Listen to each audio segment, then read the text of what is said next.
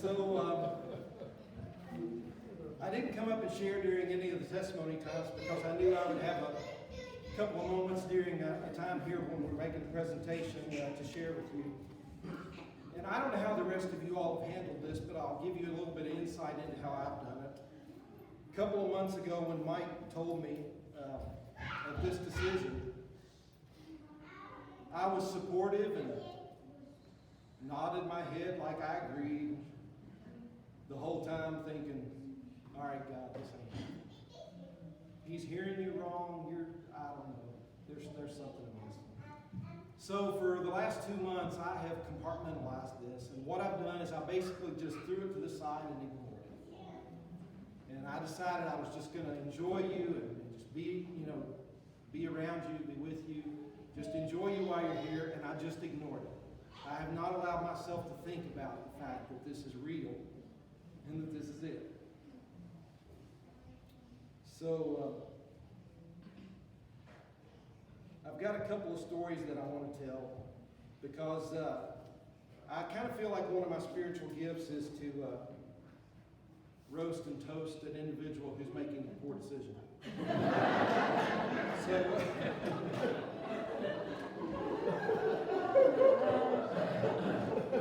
Mike's already told you the story, sort of, during the game show that I was going to tell about the first time that I actually came to the church to meet with him. He set up this thing with Billy Henderson, who many of you know is one of the craziest people on planet Earth.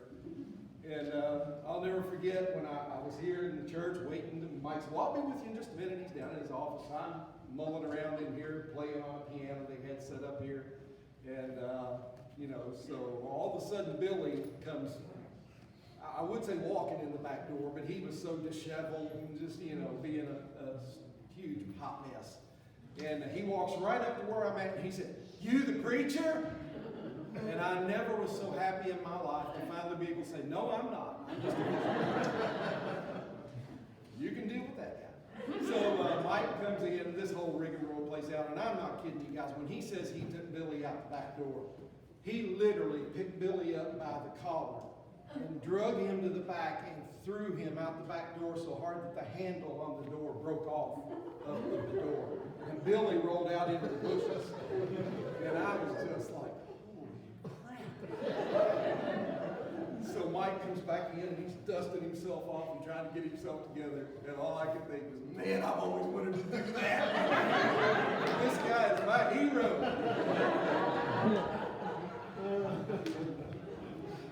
But this is a story that I thought I would probably only tell at your funeral. But what's the difference? So I'm going to tell it now.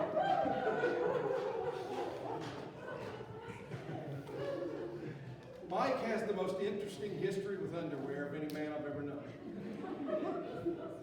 So one day I was going to meet Mike here at the church. And when I got here, I came in, the doors down there, and as soon as I opened the door, there was this hideous, horrendous, pungent, penetrating smell of burning rubber. And I was like, what in the world has happened in here?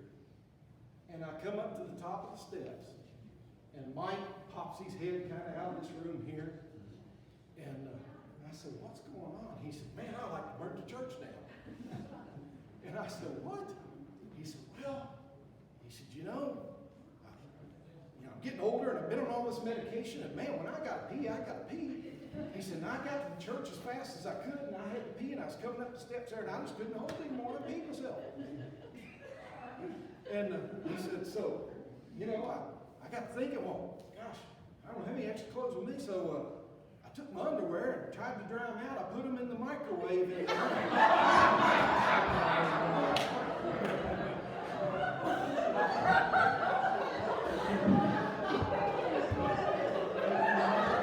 can't make this stuff up. This is Mike Brady. And my favorite part of the whole story is that meticulous Dan Thurman was basically our custodian type maintenance man. Not the custodian, he was the maintenance man at the time. And Dan Thurman worked for days trying to get this unknown black substance out of the microwave. And he kept shaking his head and saying, I don't know what somebody burned in there, but man, that stuff won't come out. And I never did tell him.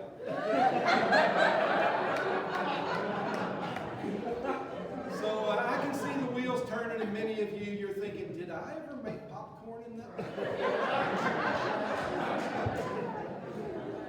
That's why it was extra flavorful. Some people get extra butter, you got extra underwear. And we all, of course, know the story. For those of you that may be here for only the 14th time, you might not have heard